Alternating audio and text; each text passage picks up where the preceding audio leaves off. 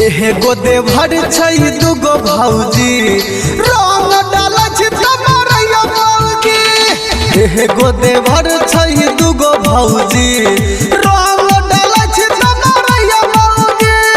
जब से चढ़ल ही फागुन कहैया मौगी तू हमर सुन, दोसर लजे बही त कह देबो खून।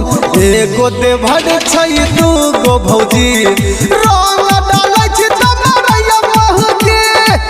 एगो देवर छै दुगो भौजी रंग डाला छी तमरैया मौगी।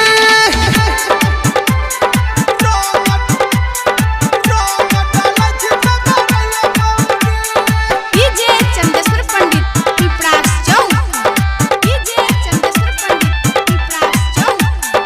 देखै में दुनु भौजी लागै छै बड़ी टांच हो, केकरा में हम डालिए कह तू सरपंच हो।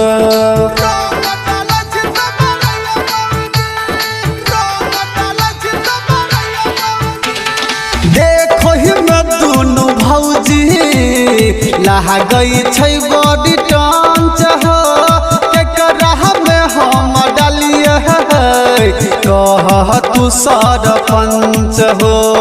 मन करैया के न के छौकी रंग डाला छी तमरैया मौगी। एगो देवर छै दुगो भौजी रंग डाला छी तमरैया मौगी। जब से चढ़ल ही फागुन कहै छै मौगी तू हमर सुन, दोसर लजे बही त कह देबो खून। एगो देवर छै दुगो भौजी रंग डाला छी तमरैया मौगी। एगो देवर छै दुगो भौजी रंग डाला छी तमरैया मौगी।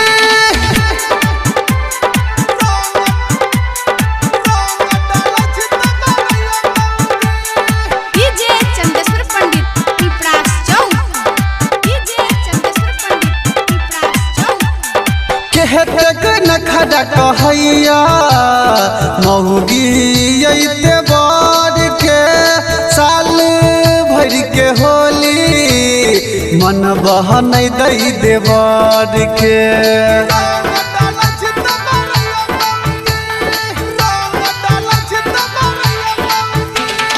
केहते न खड़ा कहै मौगी अइते बार के साल भर के होली मन बहन दई देवर के।